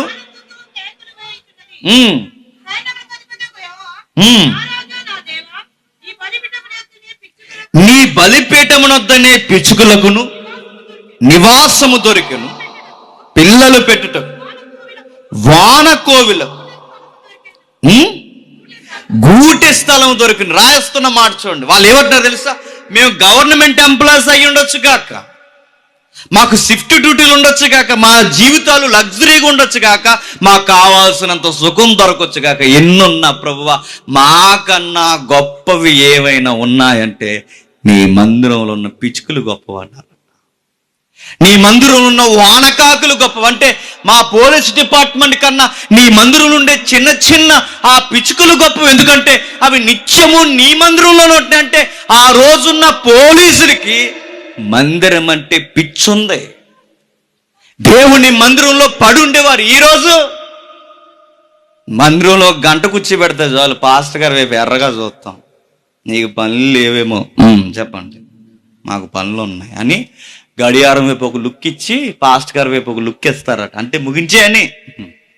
కొంతమంది పిల్లల తల్లి ఉంటారు కదా, పిల్లల్ని గిల్లేస్తున్నారట ఈ మధ్య, ముగించే పిల్లలు ఉన్నారు మాకని. ఆ రోజు వాళ్ళు చూడండి 24 hours దేవాలయంలో ఉండాలి, పోలీసులే దేవాలయంలో ఉండాలనుకుంటున్నారు. అడుగుతున్నాను, మనం పోలీసులవా? మనం గవర్నమెంట్ అధికారులు? మనం ఏంటి చెప్పండి? మనకి ఏమీ లేదు. అధికారులే మందిరంలో పడి ఉండాలనుకుంటే మనకి ఏమంత అర్జెంటు పనులు ఉన్నాయని ఈరోజు మందిరం నుంచి పారిపోవాలనుకుంటున్నా. అలా పారిపోయే ఇక అలాగే వెళ్ళిపోతున్నారు చాలా మంది, అలా వెళ్ళిపోతున్నారు. మీరు గమనించారు, మందిరానికి పడి ఉండండి. పాత నిబంధన జీవితాలు, భక్తుల జీవితాలు మందిర కేంద్రీకృతమై ఉన్నాయి వారి జీవితాలు. పోలీసులు కోరుకున్న మందిరాన్ని వారికి దక్కలేదట. పోలీసులు కోరుకున్న ఉన్నతమైన స్థితి ఏదో వారు నా బలిపీఠం పక్కన ఎక్కడో దిక్కున ఆ వాన కోకిల్లా బతికేస్తాం, ఆ పిచ్చుకల్లా బతికేస్తాం, మాకు అక్కడ వదిలే ప్రభు అలా ఉండి బతికేస్తామన్నారట. వాళ్ళు కోరుకున్న కోరిక వాళ్ళకి దక్కని ఆశ ఒక విధవరాలకి దక్కిందట. పోలీసులకి దక్కని ఆ గొప్ప భాగ్యం ఎవరికి దక్కింది? అన్న అనే ఒక కన్యకు అన్న అనే ఒక విధవరాల యవనస్తురాలకు దక్కింది. చూడు, యవనస్తురాల దగ్గరికి వెళ్ళి నీకేమంటే పిచ్చమ్మా, ఇప్పుడు నువ్వు నీ లైఫ్లో బాధ్యతలు లేవు, సంసారం లేదు, నిన్ను అడిగేవారు లేరు, తండ్రి నీ దగ్గరగా లేడు, నీకు ఏమీ లేవు, నీ టైం అంతా ఎక్కడ, నీకు ఏమంటే ఇంట్రెస్ట్, నీ హాబీస్ ఏంటని అడిగితే అమ్మాయి అంటదట, మా లోకల్ చర్చ్లో టైం గడపడమే నా ఆశ అంటదట. మనం మీ హాబీస్ ఏంటని అడగండి. సింగ్ ఏ సాంగ్, వాచింగ్ మూవీస్, ఊరి మీద తిరగడం, ఈ మన హాబీస్. నేను అడుగుతున్నాను ఈరోజు నిలబడిన వాడిని, మరి నీకు వారంలో లేదా నీకు ప్రతిరోజు నీకు ఎక్కడ నీకు బ్యూటీ ఏరియా, అట్రాక్షన్ ఏరియా, నీ లైఫ్కి బ్యూటిఫుల్గా అనిపించే నీ మూమెంట్స్ ఏమన్నా ఎక్కడున్నారని అడిగితే గుండెల మీద చెయ్యేసి నాకు చర్చికి వెళ్ళేంత ఆనందం ఎక్కడ లేదన్నని చెప్పగలరా? చెప్పమ్మా. మనకు సినిమాలకి షికార్లకి తిరిగినంత ఆనందం మనకి చర్చిలో ఎక్కడ దొరుకుతుంది? మనకు దొరకలేదన్నా ఆ పాపం మనల్ని ఏలుబాటు చేస్తుంది. ఆమె జీవితంలో అభాగ్యురాలైన ధన్యురాలైన మరణ ఛాయలు ఉండిపోయిన తల్లికి దేవుడిచ్చిన గొప్ప గిఫ్ట్ ఏంటో తెలుసా? మందిరంలో ఉండిపో అమ్మ అన్నాడు. నీ లైఫ్లో ఇంకేముందండి మీ మీనింగ్కి మేడం అని అడిగితే ఆవిడ చెప్తుంది, నా లైఫ్లో చర్చ్ ఉంది సార్ అంటుంది. మనమైతే ఏమంటామండి? మనమైతే ఏమంటాం చెప్పనా? ఏదో వచ్చింది జీవితాన్ని నిలబెడుతుంది అనుకున్నాం కానండి. చెప్పండి, 5 లక్షలు ఇచ్చింది అనుకున్నాను కానీ 5 చెరువులు దాగిచ్చేస్తుందండి. అందుకే ఏం చేద్దాం అనుకుంటున్నాను, నా ఉపశమనం ఒకటే అన్నా, నాకు అర్థమైపోయింది ఇంక దీంతో పర్లేనని. ఇప్పుడు నా ఉపశమనానికి ఎక్కడ ఉపశమనం ఉంది ఎదుగుతాను. ఇప్పుడు ఏటో ఉపశమనం చెప్పండి. సర తాగాల, బీర్ తాగాల, బ్యాన్. ఇంకో తమ్ముళ్ళు అన్నలకు మీకు చెప్తున్నాను, జీవితంలో సంసారంలో కుదురులేని వారు కూడా ఈ క్రిస్మస్ దినాన్ని మీకు చెప్తున్నాను, చర్చ్ మానకండి. చర్చిలో సమాధానం ఉంటుంది, సంసారాలకి ఒక అర్థం ఉంటుంది, జీవితానికి ఆనందం అక్కడ ఎతకండి. ఏమ్మా ఏంటి ఈ మధ్య డల్లగొంటున్నావంటే వీడేదో సూపర్ హీరో అనుకున్నాను, చేసుకున్న తర్వాత వీడు సూపర్ హీరో కాదని నాకు అర్థమైపోయింది. మరి ఏం చేద్దాం అనుకున్నా? హిమాలయాలకు వెళ్ళిపోదాం అనుకున్నాను నేను. హిమాలయాలకు వెళ్ళిపోతా? హిమాలయాలకు కాదు, ఏ గోదావరిలోకో, ఏ నుయ్యిలోకో, ఏ గ్యాస్ స్టవ్ ఫ్యానో కాదు. నువ్వు క్రైస్తవురాలు అయితే నీ ఉపశమనం ఒకే ఒక్క దిక్కునుందా? చర్చ్లో. చర్చికి రా. ఈ అన్న నీకు నాకు ఈ క్రిస్మస్ దినాన్ని నేర్పిస్తున్న ఒక చక్కటి సత్యం ఏంటో తెలుసా? ఎందరో కోరుకున్న వారికి దక్కని, పూర్వకాలపు అధికారులకు దక్కని భాగ్యం అన్నాకిచ్చాడు. ఆ అన్న తర్వాత మరలా కోరుకునే ప్రతి ఒక్కరికి ఇస్తున్నారు, మందిరంలో ఉండండి. రెండోది ఎవరో తెలుసా? ఆ పోలీసులు నియమించిన రాజు ఉన్నాడు, ఎవరైనా దావీదు గారు. ఆయన అన్నాడట, నాకు ప్యాలెస్లో ఉండాలనిపించట్లేదండి అన్నాడు. మనమైతే ప్యాలెస్లోంచి బయటికి రావాలనిపించట్లేదండి అంట. ఆయనకి ప్యాలెస్లో ఉండాలనిపించట్లేదు, ఆయనకి రాజమందిరంలో ఉండాలనిపించట్లేదు, ఆ రౌతులు ఎక్కి ఆ గుర్రాల మీద తిరగాలనిపించట్లేదు, ఆ రౌతుల రథాల వెనకాల తిరగాలనిపించట్లేదు, ఆ కత్తి నైపుణ్యంతో తిరగాలనిపించట్లేదు. తన మనసు ఎక్కడా లేదు. తన మనసు ఎక్కడుందయ్య అంటే దావీదు అంటాడు, నాకు మందిరం మీద ఉందంటాడు. ఎక్కడ? 122వ కీర్తన చూడండి, 122వ కీర్తన మొదటి వచనం. యెహోవా మందిరమునకు వెళ్ళుతుమని జనులు నాతో అనినప్పుడు నేను సంతోషించితిని. యెరూషలేమా, నీ గుమ్మములో నిలుచున్న దావీదుకి ఆనందం ఏంటట? మందిరానికి పోదామంటే ఆనందం. మనకి మందిరానికి పోదామంటే బాధ. క్రిస్మస్కి వస్తాంలేండి అంటాం, పండగకి వస్తాంలేండి, పబ్బానికి వస్తాంలేండి. మనం అనుకుంటున్నాం క్రిస్మస్ కూడా ఈ లౌకికమైన పండగలు లాంటిది అనుకుంటున్నాం. నో, అవి లోక సంబంధమైనవి. ఇది దేవుడు పరమార్థం నేర్పించి నీకు నాకు మనందరికీ చెప్పేది. దావీదు గారే కోరుకున్నారట. ఏం కోరుకున్నారు? మందిరాన్ని కోరుకున్నాడు. మందిరాన్ని రాజులు కోరుకున్నది, పోలీసులు కోరుకున్నది, వాళ్ళకి దక్కనిది ఈ అన్నాకు దక్కింది. కన్యత్వంలోనే, బాగా వినాలి, కన్యత్వంలోనే దైవాన్ని ఎరిగిన ఆమె ఎన్నో కలలతో తన భర్త జీవితంలో అడుగులు పెట్టిన తన జీవితంలోనికి ఒక్కసారి చేదైన వార్త, తన జీవితం ఒకే ఒక్కటి ఎక్కిరించింది. భర్త లేడు. మరేముందమ్మ నీ లైఫ్కి నిండుదనం ఏముందంటే మందిరం ఉందయ్యా, మందిరం ఉందా. మరి మందిరంలో ఉండి ఏం చేస్తుంది? ఎన్ని సంవత్సరాలు ఉందట? 84 సంవత్సరాలు. 84 సంవత్సరాలు మందిరంలో ఉండి ఏం చేస్తుంది? ఎన్ని సంవత్సరాలు చదువుతున్నావా పెద్దమ్మ అని అడిగారట. 30 అందట, 40 అందట. ఏం చేస్తావు? ఏం చేయలేదు, ఆ బెంచి ఎరగకూడదు, ఆ చివరిని కూర్చుని అంతే. ఏం చేసావు పెద్దమ్మ ఈ 40 ఏళ్ళు 50 ఏళ్ళు? ఏం లేదు, ఆ గోడకి కూర్చుని ఆ గోడకు సింబల్ వేసింది, ఈ నూనె మార్క. గోడకి గుర్తులు ఉన్నాయి, బెంచీలకు గుర్తులు అని అడుగుతున్నాడు. దేవాలయంలో ఇన్నేళ్ళు నీకు ఏ గుర్తు? దేవాలయంలో ఆ మెల్లి ఏం చేస్తుంది? ఖాళీగా కూర్చోదు. వచ్చే పోయే వారికి వయసు అంతా అయిపోయిన తర్వాత అయిపోయిన ముచ్చట్లక తన పాతకాలపు జీవితాలు ఆ ముచ్చట్లు చెప్పదు. వయసు అయిపోయిన వాళ్ళందరూ ముచ్చట్లు చెప్తారండి, పెద్దమ్మలందరూ. ఏం చెప్తారు? వాళ్ళు ఏం చెప్తారు కదా, వయసుతో పాటు శాదస్తం పెరిగిపోయిన తర్వాత అదే పౌలు గారు ముసలమ్మ ముచ్చట్లు అన్నాడు. ఇంకా ఆ ముచ్చట్లు ఎత్తుకున్నారు, ఇంకా ఆగదా క్యాసెట్, ఇంకా వెళ్తానే ఉంటారు. ఓ పెద్ద ఆవిడ అంటుంది, అదిగో ఒరే మీ తాత ఉన్నప్పుడు ఏం చేసేవాడు? ఏం చేసేవాడు? మీ తాతకి నలుగురు, పవర్ కింగ్ అన్నదట. మీ తాతకి నలుగురు అయితే నలుగురు, అదో 5లో ఒకరు అందరూ. మా తాతయ్య అంత పవర్ ఏంటే అని అడిగాడట. ఇప్పుడు ఆ తాత పేరు ఎట్టారు వీడికి, ఎవడికి? మనవడికి. ఇప్పుడు ఆ తాత పేరు వీడికి ఎట్టారు. ఎట్టిన తర్వాత ఈడేమనుకుంటాడు, మా తాతకే 4 రికార్డులు ఉన్నాయంటే. చెప్పండి, మినిమం తాత పేరు నిలబెట్టాలంటే. ఇలాంటి గొప్పలు మనవాళ్ళకి మనవరాలకి చెప్పారో ఆ తర్వాత మీకు తప్పవు. తెప్పలు గుర్తెట్టుకోండి. మీ తాత తురుము, మీ తాత తోపు, మీ తాతకి నలుగురు, మీ తాత ఇది. నో, నీ వయసులో అనుభవం ఏంటి చెప్పనా? దేవుణ్ణి గూర్చి చెప్పే పెద్ద రకం ఉండాలి.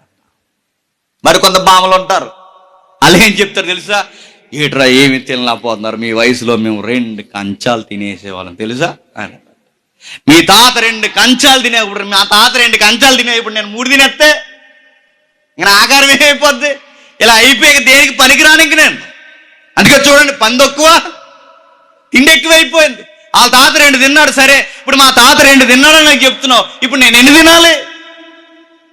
పనికొచ్చే ముచ్చట్లా చెప్పండి, పనికిరాని ముసలమ్మ ముచ్చట్లు కూర్చుని చాలా మంది మూలుక్కుని ఇంక వీళ్ళకి ఏం పని ఉండదండి. వాళ్ళకి 2 ఇచ్చాను, వీళ్ళకి 3 ఇచ్చాను, వీళ్ళకి 4 ఇచ్చాను, అందుకే నీకు ఇచ్చారు లాస్ట్ సర్టిఫికెట్. ఆ బాత్రూమ్ ఇచ్చారు నీకేం ఇచ్చాను? అది ఇచ్చాను, ఇది ఇచ్చాను, ఇది ఇచ్చాను, అది ఇచ్చాను, ఇది ఇచ్చాను కాదు. నువ్వు దైవికమైన భవిష్యత్తుని బిడ్డలకు ఏమిచ్చావు గుర్తుపెట్టుకో. నీ బిడ్డలకు ఏమిచ్చావు, ఆమె జీవితంలో ఏమిస్తుందా, ఏం చేస్తుందా? దేవాలయంలో ఉండి ఎక్కడో మూలను కూర్చుని ముచ్చట్లు చెప్పదు, వచ్చేపోయే దేవాలయంకి వచ్చే వారికి ముచ్చట్లు చెప్పదు, ఏ జ్ఞాపకాలు చెప్పదు, ఏమీ చెప్పదు. ఆ దేవాలయంలో ఉండి ఒక పని చేస్తుందట. ఏం చేస్తాదమ్మా అని అడిగితే తన ముచ్చట్లు ఎప్పుడూ చెప్పకుండా ఒక పని చేస్తుందట. ఉపవాస ప్రార్థనలు చేస్తుందట. ఏ ప్రార్థనలు? ఉపవాస ప్రార్థనలు. వయసు అయిపోయి అంటే బాగా వినాలి, కన్యత్వం మొదలుకొని 7 ఏండ్ల కాపురం చేసి నీ తల్లి వయసులో భర్త చనిపోయిన దగ్గర నుంచి, ఆ వయసు దగ్గర నుంచి ఇప్పటి వరకు ఈ తల్లి చేసే పని ఏంటయ్యా అంటే ఉపవాస ప్రార్థనలు, ఉపవాస ప్రార్థనలు, ఉపవాస ప్రార్థన. ఉపవాస ప్రార్థన చేస్తాడ. చాలా మంది సారుగా సేవ ఇవాళ తిన్నాను నేను అన్నారు. ఇలాగ ఎన్ని కోరికలు అనుకుంటున్నారు? ఓ బీరకాయ తినరు, ఓ బెండకాయ తినరు, ఒక దొండకాయ తినరు, రోజు ఉండాలట మొక్క. అప్పుడప్పుడు అనిపిస్తుంది అండి కోళ్ళకి ఇంకా చచ్చిపోలేదు మా అత్తగారు వండలేకపోతున్నారు. ఆ తల్లి ఏం చేస్తుందో తెలుసా? ఆ తల్లి చూడండి, ఉపవాస ప్రార్థనలు, ఉపవాస ప్రార్థన మాట్లాడుతున్నాను. ఉపవాస ప్రార్థనలు ఎవరి కోసం? మరలా మిమ్మల్ని అడుగుతుంది, ఎవరి కోసం? తనకు ఎవరున్నారు? భర్త ఉన్నాడా? ఆ వయసులో భర్త చనిపోయాడు, ఇంకొక భర్త, మంచి భర్త రావాలని ఉపవాసం చేస్తుందా? నో. ఉద్యోగం కోసమా? కాదు. పెళ్లి కోసమా? కాదు. ఆరోగ్యం కొరక కాదు. ఆమె ఎవరున్నారని, ఏ విషయాల వరకు వయసు అయిపోయి ఇక నేడో రేపో చనిపోద్ది. నువ్వెవరి కోసం ఇన్నేళ్ళు ఉపవాసం? ఎవరి కోసం చేస్తున్నావు తల్లి? ఇంతకాలం ఉపవాసం ఎవరి కోసం చేస్తున్నావు అంటే సవాల్ చేసే మాట ఏంటో తెలుసా? ఆమె రేయింబగళ్ళు ఉపవాస ప్రార్థనలు సేవ చేస్తుంది. ఏం చేస్తున్నావు ఉపవాస ప్రార్థనలు ఎవరు కూర్చంటే యెరూషలేము విమోచన కొరకు కనిపెట్టు వారు కొరకు ఉపవాస ప్రార్థన చేస్తుంది. ఎవరి కోసం? తన ఊరు బాగుపడాలని, తన పట్టణము బాగుపడాలని, తన పట్టణంలో అనేక యవనస్తురాండ్లు జీవితంలో అనేక మంది బాగుపడాలని, చీకట్లో ఉన్న వారికి వెలుగు రావాలని, పాపంలో కొట్టుకుపోతున్న వారికి ప్రభు అయిన యేసుక్రీస్తు వారు అర్థం కావాలని, రక్షకుడు వచ్చి విమోచన దయచేయాలని, అందరి బాగు కొరకు ఏం చేస్తుందట? ఉపవాసం చేస్తుందట. నేను అడుగుతున్నాను, మనం ఎప్పుడైనా పొరుగుల కోసం ఉపవాసం చేశామా? దేనికిరా సీరియస్గా ఉపవాసం చేస్తున్నావంటే నీ కృప కావాలి ప్రభా, నీ కృప కావాలి, కృప కావాలి. కృప అంటే ఏంటనుకుంటున్నారు? పక్కావిడట. ఇంకా కృపవారం అనుకున్నాను నేను. కృపావారం కాదట. మరి కృప. నీ ఉపవాసం దేనికి అంటే పనికి మాలిన విషయాలకి, పనికిరాని విషయాలకి. నేను అడుగుతున్నాను, తల్లుల్లారా, తమ్ముళ్ళారా, అన్నల్లారా, నాకన్నా పెద్ద వయసులో ఉన్నవారులా మిమ్మల్ని అందరిని అడుగుతున్నాను, ఎప్పుడైనా మన ఊరు కొరకు ఏదో ఒకటి మనం చేయాలనుకున్నామా? నీ లైఫ్ అంతా సాక్రిఫైస్ చేసావు, ఏం చేస్తావు, ఏమి సాధించావంటే ఆవిడంటది యెరూషలేములో మగ్గిపోయి శారీరకంగా, మానసికంగా, ఆత్మీయంగా బానిస బతుకులు బతుకుతున్న, మరణ ఛాయల్లో చీకట్లో కూరుకుపోయిన అనేకులకు వెలుగు రావాలని రేయింబగళ్ళు ఉపవాసం ఉంటుంది. అనేకులు బాగుపడాలి, అనేకులు లబ్ధి పొందాలని, అనేకులు దేవుణ్ణి తెలుసుకోవాలని, మరణ ఛాయల్లో ఉన్న వారికి రక్షణ అనుభవం రావాలని రేయింబగళ్ళు ఉపవాస ప్రార్థనలతో సేవ చేస్తుందట. సేవ చేయించుకోవట్లేదు, సేవ చేస్తుంది. ఆ వయసులో సేవ చేయట్లేదు, సేవ చేయించుకోవట్లేదు, సేవ చేస్తూ, ప్రార్థన చేస్తూ ఆమె ఆ గడియలోనే లోపలికి వచ్చి దేవుణ్ణి కొనియాడు. ఏ గడియలోనే? ఏ ప్రియుడు కొరకైతే కనబడుతుందో, ఏ క్రిస్మస్ దేవుడు వస్తాడని ఎదురు చూస్తుందో, ఏ అరుణోదయ దర్శనం రాబోతుందని ప్రవక్తలుగా గుర్తెరిగి ప్రవచనాలు చెప్పారో, ఏ అరుణోదయపు తార ఎవరైతే ఈ భూమి మీదకి వస్తారని ఎదురు చూస్తుందో, ఆ తార శిశువై రాగానే ఆ గడియలోనే లోపలికి వచ్చిందట. లోపలికి వచ్చి మాట్లాడుతుంది చూడండి. ఆమె ఆ గడియలోనే లోపలికి వచ్చి దేవుణ్ణి కొనియాడి ఏమని కొనియాడుతుంది? నేను ఎదురు చూసిన గడియలు రానే వచ్చాయి, నా దేవుడు నన్ను దర్శించాడు, నా ప్రియుడు నన్ను దర్శించాడు. ఈమె లైఫ్ అంతా ఎవరి కోసం ఎదురు చూసిందంటే ఈ లౌకికమైన విషయాల కొరకు కాదు, మరొక లౌకికమైన బంధాల కొరకు కాదు, మరొక సహవాసం కొరకు కాదు. నా దేవుని సహవాసం కొరకు ఎదురు చూస్తుంది. వచ్చిన ఆయన్ని చూసి పులకించిపోయి అంటుంది, యెరూషలేము విమోచన కొరకు కనిపెట్టుచున్న వారందరితో ఆయనను గూర్చి మాట్లాడుచుండు. ఏం చేస్తుందట? ఆయనను గూర్చి మాట్లాడుచుండు. ఆయనను గూర్చి.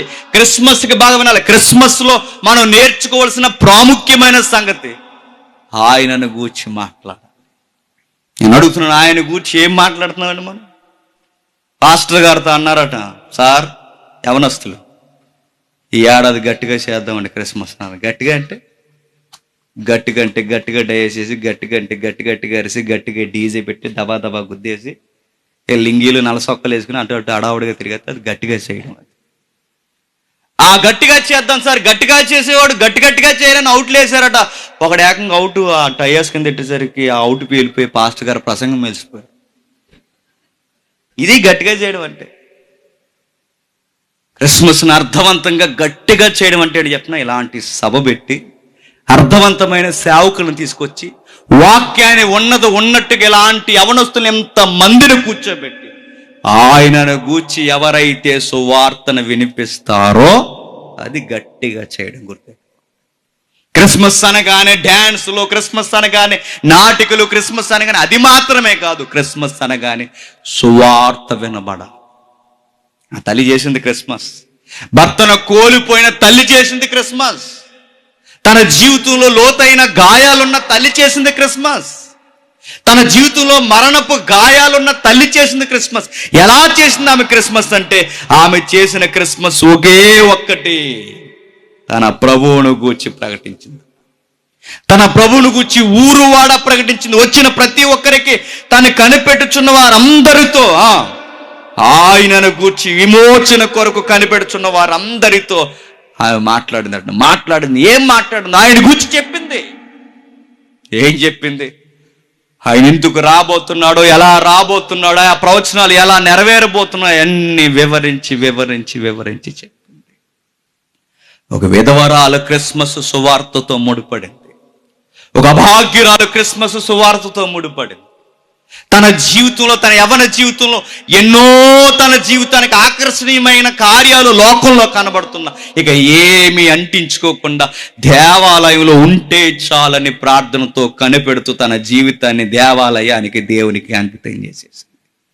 యవనస్తులారు, మిమ్మల్ని అడుగుతున్నాను, ఎప్పుడైనా మందిరంతో ముడిపడి ఉండాలని ఎప్పుడైనా కోరుకున్నారా? మీ జీవితాలు, మీ తల్లిదండ్రుల పేరు నిలబెట్టేలా ఉండే బతుకులు, అన్నాలాంటి జీవన విధానం ఉండాలని కోరుకున్నారా? క్రిస్మస్లో ఏడాది ఎదుగుతున్న మనం విమోచన లేక చీకట్లో కొట్టుకుపోతున్న అనేకులకు ఆయన గూర్చి మాట్లాడాలని కోరుకున్నారా? అలాంటి కోరిక మీద, అన్నాలాంటి కోరిక అయితే దేవుడు మీకు నిండుదనాన్ని ఇస్తాడు. తన జీవితంలో వెలుగొచ్చింది. చీకటిలో, మరణంలో కూరుకుపోతున్న అనేకులకు, మరణంలో ఉన్న ఆమెకు వెలుగు నింపుకోవడానికి అరుణోదయ దర్శనం ఎదురు చూసింది. ఆ దర్శనమే ప్రభు అయిన యేసుక్రీస్తు. ఈయన పేరేంటో తెలుసా? ఇమ్మానుయేల్. ఇమ్మానుయేల్ అంటే దేవుడు మనకు తోడు. ఎవరికి తోడయ్యా నువ్వు అని అడిగితే ఆయన చెప్తాడు, జీవితంలో కుప్ప కూలిపోయిన వారికి నేను తోడు. జీవితంలో బంధాలు కోల్పోయిన వారికి తోడు. జీవితంలో భర్తల్ని, భార్యల్ని, ప్రియులను కోల్పోయిన వారికి తోడు.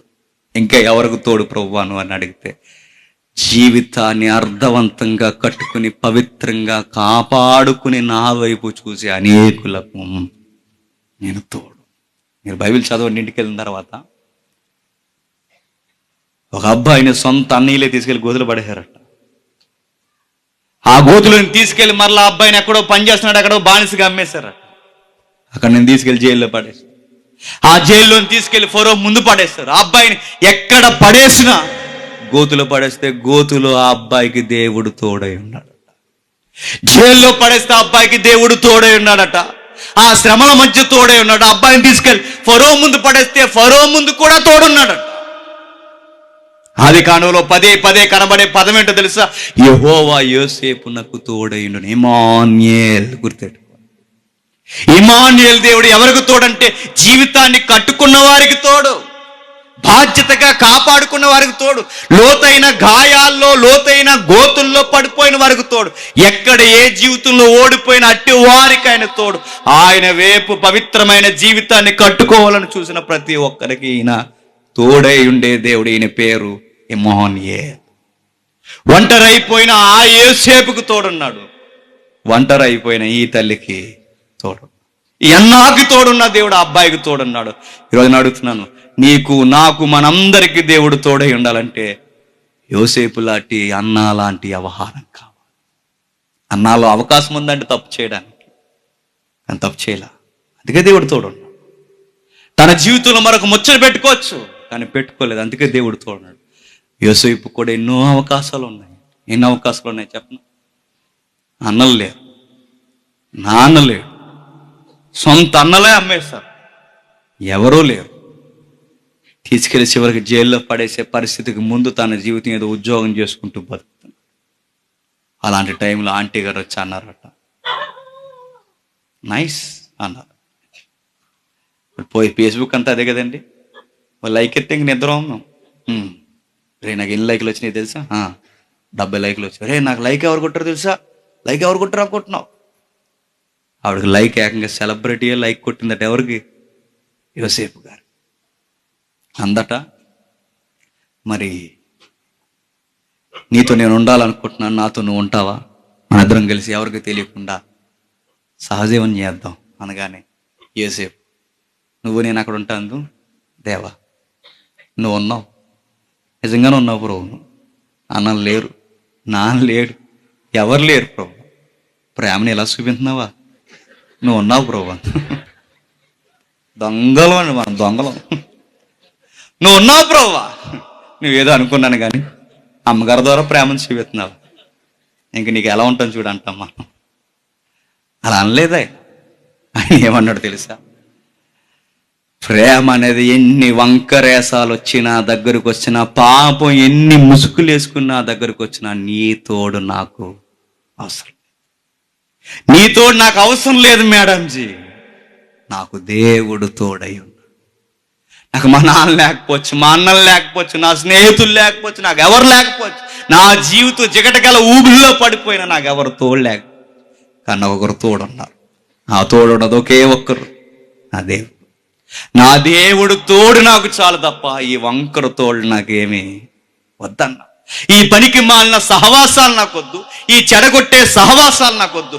యోసేపు జీవితంలో బ్యూటీ ఏంటంటే దేవుని చెయ్యి విడవకుండా నడవడమే ఆయనకున్న బ్యూటీ.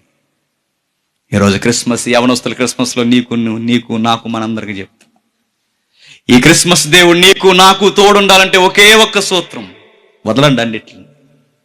నీ చదువులు బాగుండాలనుకుంటున్నా వదిలే ఆ పాడు స్నేహాలు వదిలే. నీ ఉద్యోగాలు ఫలభరితంగా మారాలనుకుంటున్నా వదిలే ఆ పాడు లోకాన్ని వదిలేసి రా, ఈ తోడై ఉన్న దేవుని దగ్గరికి తోడుగా రా. ఆ తోడుని ఎదుక్కుంటూరా, మరొకరు తోడు పెట్టుకునిరా, ఆయన గురించి చెబుతూరా. నీ ఉద్యోగ ప్రయత్నాలు బాగుంటాయి, నీ చదువులో ఫలాలు బాగుంటాయి, నీ తల్లిదండ్రులు గర్వపడతారు, మాకు తగ్గ కొడుకు కూతురు అని చెప్పుకుంటారు. మన తల్లిదండ్రులకి మన కిరీటాల్లా తయారవుతాం, మన తల్లిదండ్రులకి మహిమా దీపాల్లా ఉంటాం, మన తల్లిదండ్రులకి చక్కటి సాక్ష్యాన్ని ఇచ్చే బిడ్డల్లా మారిపోతాం. ఆమె తల్లి జీవితం ఎంత కుప్పకూలిపోయినా సమాజానికి ఒక మాట చెప్పిందట, తండ్రికి తగ్గ కూతురు. తండ్రి దేవుని సన్నిధి అనే పేరైతే తన లైఫ్ అంతా ఎక్కడ గడిపిందట? ఆ సన్నిధిలోనే తండ్రిని చూసుకుందట. గుర్తుపెట్టు, ఆ తండ్రిలోనే సన్నిధి. నా తండ్రి పేరు సన్నిధి, ఇక నా తండ్రి దేవుని సన్నిధి. ఆ సన్నిధిని ఎదికింది. నేను మరలా ముగించే ముందు చెప్తున్నాను, మీ చర్చ్ మానకండి. మీ పరిస్థితులు ఎలా ఉన్నా మానదు, దయచేసి మీ చర్చ్కి వెళ్ళిపోండి. మీ చర్చిలో కట్టుబడి ఉండండి, ప్రార్థన నేర్చుకోండి, జీవితానికి కావలసిన అర్థవంతమైన అర్థాలు ఎతకండి. మీరు ఎరిగిన దేవుణ్ణి అన్నాలా తెలియని అనేక మందికి ప్రకటించండి. మరణాల్లో జీవితాల్లో కూరుకుపోయిన అనేకులకు ఆమె ప్రకటించింది కనుక 38వ వచనంలో ఆమె కూడా గడియల్లోనే లోపలికి వచ్చి దేవుని కొనియాడి యెరూషలేములో విమోచన కొరకు కనిపెడుచున్న వారు అందరితో ఆయన గురించి మాట్లాడుచుండు. అంతటా వారు ప్రభువు ధర్మశాస్త్రం చెప్పిన సమస్తము తీర్చిన పిమ్మట గలిలయలోని నజరేతను తమ ఊరికి తిరిగి వెళ్ళిపోయి. వారు తిరిగి వెళ్ళిపోయినా ఈవిడ మాత్రం ఎక్కడ ఉండిపోయిందట? దేవాలయంలోనూ ఉండిపోయిందట. తన జీవితం అక్కడే. అందుకే ఈ అధ్యాయం ఆ అధ్యాయం యొక్క ముగింపులోనే మనకు రమ్యమైన మాటలు. ఆ 79వ వచనం చివరి మాటలు, చీకటిలో మరణ ఛాయలో కూర్చుండుని వారికి వెలిగిచ్చుటకై ఆ మహత్యమును బట్టి పైనుండి ఆయన మనకి అరుణోదయం అనుగ్రహించిన. అదే 2వ అధ్యాయం 14వ వచనం చూడండి. 2వ అధ్యాయం 14వ వచనం, సర్వోన్నతమైన స్థలములలో దేవునికి మహిమయు ఆయనకి ఇష్టమైన మనుషులకు భూమి మీద సమాధానము కలుగును గాక అని దేవునికి స్తోత్రం. ఆయన ఇష్టలైన మనుషులకి, అన్నాకి దేవుడు అంటే ఇష్టము గనక తన జీవితంలో సమాధానం వచ్చింది. తనను బట్టి, తన కుమారుని బట్టి సర్వోన్నతుడైన స్థలముల్లో ఉన్నతమైన ఆ మహిమా గీతాలు, సూత్ర గాయములు జరిగాయి. నిన్ను బట్టి దేవుని కొనియాడబడ. ఇక ఏడాది గడుస్తున్న కొలది, క్రిస్మస్ భాగమైన ఏడాది గడుస్తున్న కొలది ఇక మన జీవితంలో మనం నేర్చుకోవాల్సినది, నా ప్రభువును గురించి నేను ఎంత ఎదిగానన్నది నేర్చుకోవాలి. మన ప్రభువుని గురించి ఎంత ఎదిగామన్నది నేర్చుకోవాలి. కానీ మనం అది నేర్చుకోం. ఏడాది ఏమి నేర్చుకుంటాం చెప్పినా, పోయిన సంవత్సరం ఆ కలర్ వేసాం, ఈ సంవత్సరం ఇంకో కలర్ వేద్దాం అనుకున్నాం. ఏంటి పెద్దమ్మ అంత అడావుడిగా అలా సీబ్రేట్ తిరిగేస్తున్నావు ఏంటంటే, ఆ పెద్దమ్మ అంట క్రిస్మస్ వస్తుంది కదా అంత. ఇప్పుడు అర్జెంటుగా ప్రభు అయిన యేసుక్రీస్తు వారు ఇవిడికి ఎందుకు పుడుతున్నాడు తెలుసా? బూజులు దులిపోవడానికి పుడుతున్నాడు.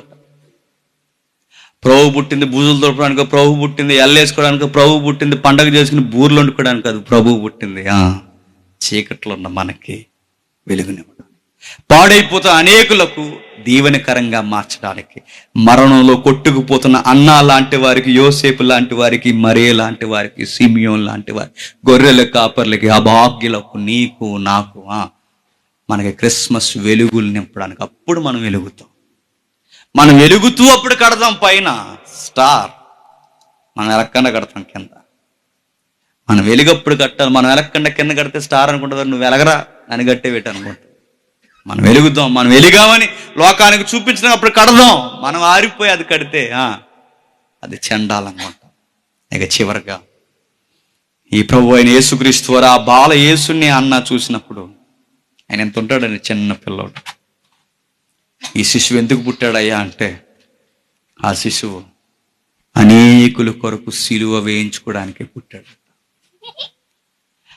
ఆ శిశువు ఉన్నాడు, ప్రవక్తగా పిలువబడుతున్న ఆ శిశువు ఎందుకు పుట్టాడంటే, ఈ సిలువ వేయబడుతున్న ఈ శిశువు కొరకు చనిపోవడానికి ఆ శిశువు పుట్టాడు. ఈ క్రిస్మస్లో ఏమున్నాయి తెలుసా? మన కొరకు ప్రాణత్యాగాలు ఉన్నాయి. ఆయన జీవితంలో చుట్టూ ఏమున్నాయంటే అనేకుల త్యాగదనుల జీవితాలు ఉన్నాయి. ఈ క్రిస్మస్ దేవుడు భూమి మీదకి వచ్చి ఏమున్నాయి ప్రభు అని అడిగితే, ఆయనకు మనలా క్రిస్మస్లో కొత్త బట్టలు లేవు. మరేమున్నాయి? సరైన పొత్తుగుడ్లు కూడా లేవు. ఆయనకి ఏమున్నాయంటే ఏమీ లేదు. నీకు నాకు క్రిస్మస్ చేసినప్పుడు ఏ రాజకీయ నాయకులు తీసుకురావాలనుకుంటాం, రాజకీయ నాయకులు తీసుకొచ్చి జరుగుతున్న విషయాలు అర్ధాంతరంగా ఆపేస్తాం. రాజకీయ నాయకులు వచ్చినప్పుడు, రాజకీయ నాయకులు వస్తే స్థలం ఇవ్వడానికి ఆయన లేచిపోతాడు, ఈయన లేచిపోతాడు, అందరు లేచిపోయి అవసరమైతే ప్రసంగం ఆపేసి ఇక్కడ కూర్చోండి సారు అని. నేను మాట చెప్పిన, ఈ రోజు క్రిస్మస్లో రాజకీయ బలాలు ఉన్నాయి. ఆ రోజు క్రిస్మస్లో ఏం లేదు తెలుసా? అభాగ్యులకు బలం లేదనే, వాళ్ళకి సత్రంలో స్థలమే ఇవ్వలేదు. వాళ్ళకి రాజకీయ బలాలే ఉంటే సత్రంలో స్థలం ఇచ్చేవారు. ఆ ప్రభు అయిన యేసుక్రీస్తు వారికి స్థలం లేదు, బట్టలు లేవు, ఏమీ లేవు. ఆ పశువులు మలం మధ్య వాసన వస్తున్న దగ్గర నిద్రపోయాడు. ఇన్నెందుకు చేసావు ప్రభు అని అడిగితే ఆయన అంటాడు, నీకోసమే చేశానంటాడు. ఆ శిశువు ఎందుకు పుట్టావు ప్రభు అంటే, ఆ శిశువు అంటాడు, మనం కేక్ కట్ చేసుకుని మొక్కలకు రాసుకుంటామని పుట్టలేదట. మన కొరకు మరణించడానికి పుట్టాడు. మనం డ్యాన్సులు చేసి డీజేలు బేబీ డ్యాన్సులు వేస్తామని పుట్టలేదట. మనం మారుతామని పుట్టాడు. మనం మారి అనేకులను మారుస్తామని పుట్టాడు. ఆ బుడిబుడి చేతులకి, బుడిబుడి కాళ్ళకి, ఆ చిన్ని చిన్ని నడకలు నడుస్తున్న ఆ చేతులకి కాళ్ళకి మేకులు వేయించుకోవడానికి పుట్టాడు. ఈ క్రిస్మస్ దేవుడు, శిశువుగున్న దేవుడు నీ కోసం నా కోసం చనిపోవడానికే పుట్టాడు. ఇది మనకు అర్థమైతే ఎగరాలనిపిస్తుందండి. ఇది మనకు అర్థమైతే గెంతాలనిపిస్తుంది. ఇది అర్థమైతే మనకు తిరగాలనిపిస్తుంది. ఇది అర్థమైతే ఈ కొత్త బట్టల కోసం మనం గొడవలు పెట్టుకోవాలనిపిస్తుంది. ఇది అర్థమైతే మనకు ఒక్కొక్కటి అర్థమవుతుంది. ప్రభువా, నాకు ఏడాది అర్థమవుతుంది, నువ్వు పుట్టింది నా కొరకు మరణించడానికి. నువ్వు పుట్టింది నా కొరకు మరణించడానికైతే నేను అర్థమైపోయింది ప్రభువా. ఇక నేను పుట్టింది, నేను జీవించేది కూడా నీ కొరకు. అలా అలాంటి కమిట్మెంట్ తీసుకోండి. మన జీవితంలో ప్రతిరోజు క్రిస్మస్ జరుగునుగాక. దేవుడు మిమ్మును మీరందరినీ దీవించి బలపరచును. ప్రార్థన చేసుకోండి.